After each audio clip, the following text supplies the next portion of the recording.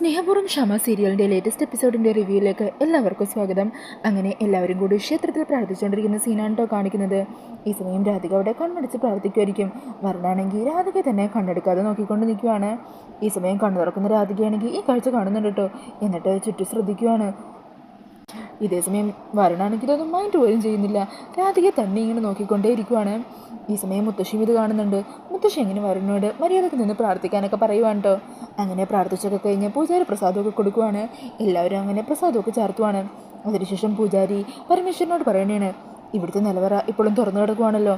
പകൽ സമയം വലിയ കുഴപ്പമില്ല, എന്നാൽ രാത്രി ആയിക്കഴിഞ്ഞാൽ കുട്ടികളെങ്ങാനും അതിൻ്റെ ഉള്ളിൽ പെട്ടുപോയി കഴിഞ്ഞാൽ പിന്നെ ആകെ പ്രശ്നമല്ലേ. അതാണെങ്കിൽ എന്നേക്കുമായിട്ട് എങ്ങനെയെങ്കിലും അടച്ചേ പറ്റൂ. അതിന് ചേതമംഗലത്ത് നിന്ന് ഒരാൾ നാളെ ഇവിടെ എത്താമെന്ന് പറഞ്ഞിട്ടുണ്ട്. അന്നേരം പരമേശ്വരൻ പറയണേ, അങ്ങനെയാണെങ്കിൽ അതിനുള്ള കാര്യങ്ങളൊക്കെ ചെയ്തോളൂ, നമുക്കിനി അത് നീട്ടിക്കൊണ്ട് പോകണ്ട, നാളെ തന്നെ അങ്ങ് ചെയ്തേക്കാം. ഈ സമയം പരമേശ്വരൻ ഗൗതത്തിനെയും മുർവശിനെയും കൽപ്പനയും വിളിക്കുവാണ്. അങ്ങനെ അവരോട് നിന്ന് മാറി നിന്ന് സംസാരിക്കുവാണ് കേട്ടോ. ആ സമയം ചന്ദ്രശേഖരൻ പറയണേ, അതെ തിരുമേനി പറഞ്ഞത് കേട്ടില്ലേ, നിലവറ തുറന്നു കൊടുക്കുന്ന അവസാനത്തെ ദിവസം ഇന്നാണ്. ഇന്ന് എങ്ങനെയെങ്കിലും വരണ്ട് നമുക്ക് ആ നിലവറയിൽ എത്തിക്കാൻ നോക്കണം. നിലവറക്കുള്ളിൽ ശ്വാസം കിട്ടില്ല, അതിനകത്തുനിന്ന് ബഹളം വെച്ചാൽ ആരും കേൾക്കുകയില്ല, അവിടെ കിടന്ന് ചാകട്ടെ എന്നേ അവൻ. വരുണിനെ നിലവറയിൽ എത്തിക്കേണ്ട ചുമതല നിനക്കാണ് ഗൗതം. അന്നേരം ഗൗതം ചോദിക്കണേ, ഞാനെങ്ങനെ എത്തിക്കും? നീ എന്തെങ്കിലും തന്ത്രോ സൂത്രോ എന്തുപയോഗിച്ചാണെങ്കിലും വരുണിനെ എത്തിക്കുക. അതിനൊന്നും പറ്റിയില്ലെങ്കിൽ ബോധം കെടുത്തിയോ അല്ലെങ്കിൽ ബലം പ്രയോഗിച്ചോ എങ്ങനെയെങ്കിലും വരുണനെ അതിൻ്റെ ഉള്ളിൽ എത്തിച്ചിരിക്കണം. ഈ സമയം ഇത് കേട്ടിട്ട് കൽപ്പന പറയണേ, എനിക്കെന്തോ ഇതൊന്നും അത്ര പ്രാക്ടിക്കലായിട്ട് തോന്നുന്നില്ല. വരുൺ അങ്ങനെ കൂട്ടത്തിൽ നിന്നും മാറി നടക്കാറില്ല. പിന്നെ ഇപ്പോൾ വരണ പെട്ടെന്ന് കാണാനില്ലെന്നറിഞ്ഞാൽ എല്ലാവരും എല്ലായിടത്തും അന്വേഷിക്കില്ലേ, അപ്പം പിന്നെ നിലവറയിലും അവർ പോയി അന്വേഷിക്കില്ലേ. അന്നേരം ചന്ദ്രശേഖരൻ പറയണേ, അതിൻ്റെ കാര്യങ്ങളൊക്കെ ഞാൻ നോക്കിക്കോളാം, വരനെ അവിടെ എത്തിക്കിട്ടിയാൽ മാത്രം മതി. ബാക്കിയുള്ളവരുടെ ശ്രദ്ധ വേറെ വഴിക്ക് തിരിച്ചുവിടാൻ ഒരു പ്ലാൻ എൻ്റെ കയ്യിലുണ്ട്. പിന്നീട് കാണിക്കുന്നത് പരമേശ്വരനും പത്മിനിയും കൂടി സംസാരിക്കുന്നതാണ്. അന്നേരം പരമേശ്വരൻ പറയണേ, നീ അവിടെയുള്ള ആ ഊട്ടുപുരയുടെ പണിയും കൂടി എത്രയും പെട്ടെന്ന് പൂർത്തിയാക്കണം. അതിനുശേഷം എല്ലാവരെയും വിളിച്ചു വരുത്തി അമ്പലം പഴയതുപോലെ തന്നെ പഴയ പ്രതാപത്തിലേക്ക് കൊണ്ടുവരണം. അന്നേരം പത്മിനിയും പറയുന്നുണ്ട്, ശരിയാ, നമ്മുടെ കുടുംബക്കാരെ എല്ലാവരും കണ്ടിട്ട് കുറേ നാളായില്ലേ, ഇങ്ങനെയൊരു ചടങ്ങാകുമ്പോൾ എല്ലാവരും വിളിച്ചു വരുത്തുകയും ചെയ്യാം. അങ്ങനെ അവർ സംസാരിച്ച് നിൽക്കുന്ന സമയത്ത് പരമേശ്വരൻ്റെ ഫോണിലേക്ക് ഒരു കോൾ വരുവാണ്. അങ്ങനെ പരമേശ്വരൻ കോൾ അറ്റൻഡ് ചെയ്യുവാണ്. ഈ സമയം ഒരു അജ്ഞാതനായിരിക്കോട്ട് വിളിക്കുന്നത്. അതെ, നിങ്ങളുടെ കുടുംബത്തിന് വലിയൊരു ദോഷം വരാൻ പോകുവാണ്. നിങ്ങൾ ഇപ്പോൾ നിൽക്കുന്ന സ്ഥലമുണ്ടല്ലോ, അവിടെ വെച്ച് ഒരാൾക്കൊരു അപകടം പറ്റാൻ പോകുക. നിങ്ങളുടെ കുടുംബത്തിന് ഒരിക്കലും താങ്ങാൻ പറ്റാത്തൊരു അപകടം. അങ്ങനെ പറഞ്ഞ് പെട്ടെന്ന് തന്നെ കോൾ കട്ടാക്കുവാണ്. നിങ്ങളിത് ആരാണ് എന്നൊക്കെ പരമേശ്വരൻ ചോദിക്കുന്നുണ്ട് കേട്ടോ. അപ്പോഴേക്കും കോളൊക്കെ കട്ടായി പോകുവാണ്. പരമേശ്വരൻ ആ നമ്പറിലേക്ക് വീണ്ടും വിളിക്കുമ്പോൾ സ്വിച്ച് ഓഫ് എന്ന് പറയുക. ഈ സമയം പരമേശ്വരൻ്റെ ഒരു ടെൻഷനൊക്കെ കണ്ട പത്മിനി കാര്യം അന്വേഷിക്കുക. എന്താ പറ്റിയത്? അന്നേരം പരമേശ്വരൻ പറയണേ, കുടുംബത്തിൽ ഒരു അപകടം ഉണ്ടാകാൻ പോകുമെന്ന് ഒരു മുന്നറിയിപ്പ് തന്നിരിക്കുന്നു. ആരാ അത്? അറിയില്ല ആരാണെന്ന്. വിളിച്ചിട്ടാണെങ്കിൽ ഫോൺ എടുക്കുന്നില്ല, ഇപ്പോൾ സ്വിച്ച് ഓഫ് എന്നാണ് പറയുന്നത്. എന്തോ ഒരു ഭയം പോലെ തോന്നുവാണ്, ഇവിടെ വെച്ച് ആർക്കും എന്തോ അപകടം പറ്റുമെന്ന്. അന്നേരം പത്മിനി പറയണേ, ഇവിടെ വെച്ച് എന്താ പെടാൻ പറ്റാനാ, നമ്മൾ ദൈവത്തിൻ്റെ മുമ്പിലല്ലേ, നമ്മളെല്ലാ അപകടങ്ങളിൽ നിന്നും ദൈവം തന്നെ കാത്തോളും. അന്നേരം പരമേശ്വരൻ പറയണേ, എന്നാലും എനിക്കെന്തോ ഒരു ഭയം പോലെ. അല്ല, വരണവിടെ പ്രാർത്ഥിച്ചുകൊണ്ടിരിക്കുമല്ലേ, നമുക്കാരാ ഇത്ര ശത്രുക്കൾ? അറിയില്ല, ഇനി കമ്പനിയുടെ വല്ല ശത്രുക്കളുമാണോ എന്താണെന്നറിയില്ല. എന്താണെങ്കിലും ഒന്ന് സൂക്ഷിക്കണം, ഞാൻ വരൻ്റെ അരികിലേക്കൊന്ന് ചെല്ലട്ടെ. അങ്ങനെ പറഞ്ഞാൽ പരമേശ്വരൻ അവിടെ നിന്നും പോകുവാണ്. പിന്നീട് കാണിക്കുന്നത് രാധിക ആ അമ്പലത്തിൽ തന്നെ മറ്റൊരു കുഞ്ഞു പ്രതിഷ്ഠയുണ്ട്, അവിടെ വന്ന് നിന്ന് പ്രാർത്ഥിക്കുവാണ്. ഭഗവാനെ, ഇന്നത്തെ പൂജയെല്ലാം വിജയകരമായിട്ട് തന്നെ നടക്കണേ, വരൻ്റെ ജീവന് ഒരാപത്തും ഉണ്ടാവില്ലേ. ഇത് കേട്ട് പിന്നിൽ നിന്നിരുന്ന വരുൺ പറയണേ, തൻ്റെ കഴുത്തിൽ താലി കിട്ടിയത് കൊണ്ട് തന്നെ ഒരാപത്തും ഉണ്ടാവില്ല കുട്ടി. ഈ സമയം രാധിക പെട്ടെന്ന് ആ ശബ്ദം കേട്ട് തിരിഞ്ഞു നോക്കുവാണ്. അപ്പോഴായിരിക്കോട്ടോ അവിടെ നിൽക്കുന്ന വരുണിനെ കാണുന്നത്. അന്നേരം വരുൺ പറയണേ, അത് ശരി, അപ്പോൾ എൻ്റെ ആയുസിനും ആരോഗ്യത്തിനൊക്കെ വേണ്ടി പ്രാർത്ഥിക്കാറൊക്കെ ഉണ്ടല്ലേ താൻ? അന്നേരം രാധിക പറയണേ, ഞാൻ എല്ലാവർക്കും വേണ്ടി പ്രാർത്ഥിക്കാറുണ്ട്.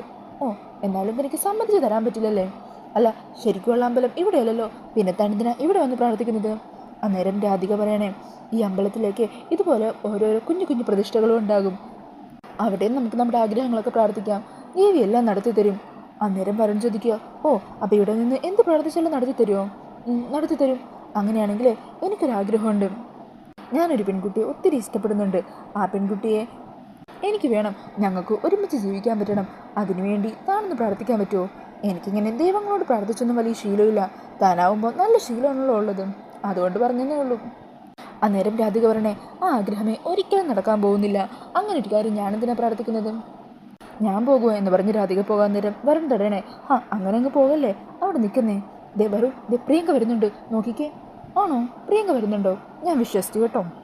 താൻ പറയുന്നത് കള്ളമാണെന്ന് എനിക്ക് മനസ്സിലായി. പ്രിയങ്ക വരുന്നുണ്ടെന്ന് പറഞ്ഞ് എന്നെ പറ്റിച്ചിട്ട് ഓടിപ്പോവാനല്ലേ? അങ്ങനെ ഇപ്പം നിന്നെ വിടുന്നില്ലെങ്കിലോ എന്ന് പറഞ്ഞ് രാധികയുടെ കൈ കയറി പിടിക്കുക.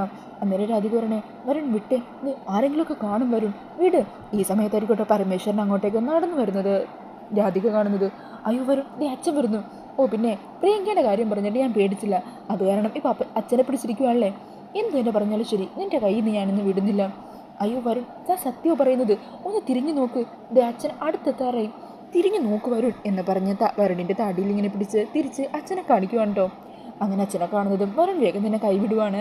ഈ സമയം രാധിക അവിടെ നിന്നും ഓടി തൊട്ട് പിന്നിൽ തന്നെ മറഞ്ഞു നിൽക്കുവാണ്. അങ്ങനെ അവിടെ നിൽക്കുന്ന വരുണിനെ കാണുന്നതും പരമേശ്വരൻ അരികിലേക്ക് ചെല്ലുക. നീ എന്താ ഇവിടെ വന്ന് നിൽക്കുന്നത്? ഒന്നുമില്ല അച്ഛാ, ഞാനിങ്ങനെ നമ്മുടെ ഈ ക്ഷേത്രത്തിൽ വന്നിട്ടുണ്ടെങ്കിലും ഈ സ്ഥലമൊന്നും അങ്ങനെ കണ്ടിട്ടില്ല. അത് കാരണം ചുറ്റി നടന്നൊന്ന് കാണാമെന്ന് വിചാരിച്ചു.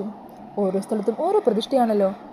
അന്നേരം പരമേശ്വരൻ പറയണേ, ഇതിനെക്കുറിച്ച് നിനക്ക് അറിയണമെന്നുണ്ടെങ്കിൽ തിരുമേനിയോട് ഞാൻ പറയാം. തിരുമേനി തന്നെ ഇതിനെക്കുറിച്ച് നിനക്ക് ഡീറ്റെയിൽ ആയിട്ട് പറഞ്ഞു തരും. അതിൻ്റെ ഒന്നും ആവശ്യമില്ല അച്ഛാ. വേണം, നിനക്കൊരാഗ്രഹം തോന്നിയല്ലേ, അപ്പോൾ ആ കാര്യങ്ങളെല്ലാം അറിഞ്ഞിരിക്കണം. പിന്നെ അധികം ചുറ്റിക്കറങ്ങിയൊന്നും വേണ്ട, ഇതിൻ്റെ പുറത്തേക്കൊന്നും പോകണ്ട, ഇവിടെ തന്നെ ഉണ്ടാവണം. എത്രയും പെട്ടെന്ന് പ്രിയങ്കയുടെ അരികിലേക്ക് ചെല്ല്. ആ കുട്ടിയോടെ ഒറ്റക്കല്ലേ നിൽക്കുന്നത്. ശരി അച്ഛാ, ഞാൻ പൊക്കോളാം. അല്ല, അച്ഛനെന്താ ഒരു ടെൻഷനുള്ള പോലെ? എനിക്ക് ടെൻഷനൊന്നുമില്ല, ഞാൻ അംഗനവാടി പഠിക്കുന്ന കുട്ടിയൊന്നും അല്ലല്ലോ, അച്ഛൻ പേടിക്കാതിരിക്കേ. അങ്ങനെ പറഞ്ഞ പരമേശ്വരൻ അവിടെ നിന്നും പറഞ്ഞു വിടുവാണ്. എന്നിട്ട് രാധിക മറഞ്ഞു നിൽക്കുന്ന ആ സ്ഥലത്തേക്ക് ബാക്കിലൂടെ പമ്മി പമ്മി ചെല്ലുവാണ്ട് വരുൺ. അങ്ങനെ പെട്ടെന്ന് തിരിയുമ്പോൾ വരുണിനെ കണ്ട് രാധിക പേടിച്ചു പോകുവാണ്. അതെ, ഞാൻ പറഞ്ഞ കാര്യം താൻ പ്രാർത്ഥിക്കുന്നില്ലേ? ഒന്ന് പോകുന്നുണ്ടോ വരുൺ? അച്ഛനെങ്ങാനും കണ്ടിരുന്നെങ്കിലുണ്ടല്ലോ എൻ്റെ കാര്യം അതോടെ തീർന്നേനെ. അങ്ങനെയാണോ? എന്നാൽ പിന്നെ ഞാൻ ഒന്ന് അച്ഛനെന്ന് വിളിച്ച് പരീക്ഷിച്ച് നോക്കിയാലോ അച്ഛാ എന്നും പറഞ്ഞ് വരുൺ അങ്ങോട്ട് അച്ഛനെ വിളിക്കാൻ പോകുവാണ്ടോ. ഈ സമയം രാധികയാണെങ്കിൽ പെട്ടെന്ന് തന്നെ വരുണിൻ്റെ കൈ കയറി പിടിക്കുവാണ്. അന്നേരം രാധികയുടെ നഖം കൊണ്ട് വരുണിൻ്റെ കയ്യിൽ മുറിയുവാണ്. ആ സമയം വരുണാണെങ്കിൽ ഒച്ച ഉണ്ടാക്കുക. എന്നിട്ട് സന്തോഷത്തോടെ രാധികയെ ഇങ്ങനെ നോക്കുക. ഈ സമയം രാധിക പെട്ടെന്ന് കൈ എടുക്കുവാണ് കേട്ടോ. അന്നേരം രാധികയെ നോക്കിയിട്ട് വരുൺ പറയണേ, ഈ കവികൾ ഇതിനെ എന്താ പറയുന്നറിയോ? നഖചിത്രത്തിൻ്റെ പാട്. പ്രണയിക്കുന്ന പെണ്ണിൻ്റെ കയ്യിൽ നിന്ന് ആദ്യം കിട്ടുന്ന സമ്മാനം ഇതുപോലത്തേക്കായിരിക്കും. കവികൾ ഇതിനെ ഏതൊക്കെ രീതിയിലാണ് വിവരിക്കുന്നതെന്നറിയാമോ? ഇതെല്ലാം കേട്ടിട്ട് രാധിക പറയണേ, ഇത് മുഴുവട്ട് തന്നെയാ. കേൾക്കുന്നവർക്ക് അങ്ങനെയൊക്കെ പറയാൻ പറ്റും, പക്ഷേ ഈ വേദനക്കും ഒരു സുഖമൊക്കെ ഉണ്ട് കേട്ടോ. ഇങ്ങനൊരു മനുഷ്യൻ. ഞാൻ പോകുക എന്ന് പറഞ്ഞ് രാധിക പോകാൻ തുടങ്ങുവാണ്ടോ. അന്നേരം രാധികയുടെ മുടിയിലെ മുല്ലപ്പൂവ് പിടിച്ച് വലിക്കുവാണ് വരുൺ. ആ സമയം കുറച്ച് മുല്ലപ്പൂ വരുണിൻ്റെ കയ്യിലേക്ക് ഇങ്ങനെ വരുവാണ്. അന്നേരം രാധിക തലയിൽ ഇങ്ങനെ പിടിച്ച് തിരിഞ്ഞു നോക്കുവാണ്ടോ. ആ സമയം വരുണാണെങ്കിൽ കയ്യിലിരിക്കുന്ന ആ മുല്ലപ്പൂവും ചേർത്ത് പിടിക്കുകയും അതിലുമ്മ വയ്ക്കുകയും മണക്കുകയൊക്കെ ചെയ്യുവാണ്. അതൊക്കെ കണ്ട് രാധിക ദേഷ്യത്തോടെ വരുണിനെ നോക്കുക. പെട്ടെന്നായിരിക്കും അങ്ങോട്ടേക്ക് പ്രിയങ്ക വരുന്നത് കാണുന്നത്. പ്രിയങ്കയെ കാണുന്നതും രാധിക അവിടെ നിന്ന് ഓടിപ്പോകുവാണ്ടോ. ഈ സമയം വരുൺ തിരിയുമ്പോഴായിരിക്കും പ്രിയങ്കയെ കാണുന്നത്. അങ്ങനെ കയ്യിലുള്ള മുല്ലപ്പൂ വരുൺ ബാക്കിലേക്ക് പിടിക്കുവാണ്. അന്നേരം പ്രിയങ്ക അരികിലേക്ക് വന്നിട്ട് ചോദിക്കണേ, വരുൺ ഇവിടെ വന്ന് നിൽക്കുവാണോ? അവിടെ എല്ലാവരും വരുൺ അന്വേഷിക്കുന്നുണ്ട്. ഞാൻ വന്നോളാം, വേഗം വാ അങ്ങോട്ട്. അങ്ങനെ പറഞ്ഞ് പ്രിയങ്ക അവിടെ നിന്നും പോകുവാണ്. ഈ സമയം വരുണാണെങ്കിൽ അവിടെയില്ല രാധികയെ തിരയുക. ഇയാളത് എങ്ങോട്ട് പോയി? ഇതേ സമയം രാധികയാണെങ്കിൽ നേരെ നിലവറേൻ്റെ അങ്ങോട്ടേക്ക് ചെല്ലുവാണ് കേട്ടോ. അങ്ങനെ നടന്ന് അതിൻ്റെ അരികിലെത്തുക. ഇതാണല്ലേ നിലവറ. അങ്ങനെ പറഞ്ഞ് രാധിക പതിയെ ആ ഡോർ തുറക്കുക. ഇതിൻ്റെ ഉള്ളിൽ എന്തായിരിക്കും? ഈ സമയം ഗൗതം മറഞ്ഞു നിന്ന് ഇത് കാണുന്നുണ്ടാകും. അങ്ങനെ രാധിക നിലവറയുടെ വാതിൽ തുറക്കുന്നത് കാണുന്നതും ഗൗതം അവിടെ നിന്നും തിരിഞ്ഞ് വരുണിൻ്റെ അരികിലേക്ക് ചെല്ലുക. ആ സമയം അതിൻ്റെ തൊട്ടടുത്തായിട്ട് തന്നെ വരുണും നിൽക്കുന്നുണ്ടാവും. അങ്ങനെ വരുണിൻ്റെ അരികിൽ ചെന്നിട്ട് ഗൗതം ചോദിക്കണേ, ഏട്ടൻ ഇവിടെ വന്ന് നിൽക്കുകയാണോ? അതെ, നമുക്കധികം പരിചയമില്ലാത്ത സ്ഥലമാണ്, അതുകൊണ്ട് ഇതിൻ്റെ പുറത്തേക്കൊന്നും അധികം പോകണ്ട കേട്ടോ. പിന്നെ ഇല്ലേട്ടാ, ആ രാധിക അവിടെ നിലവറയുടെ ഭാഗത്ത് നിന്ന് കറങ്ങുന്ന കണ്ടു.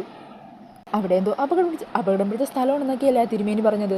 അതുകൊണ്ട് ആ കുട്ടിയോടൊന്ന് സൂക്ഷിക്കാൻ പറഞ്ഞേക്ക്. ഞാൻ പറഞ്ഞ ചിലപ്പോൾ ഇഷ്ടമില്ലെങ്കിലോ?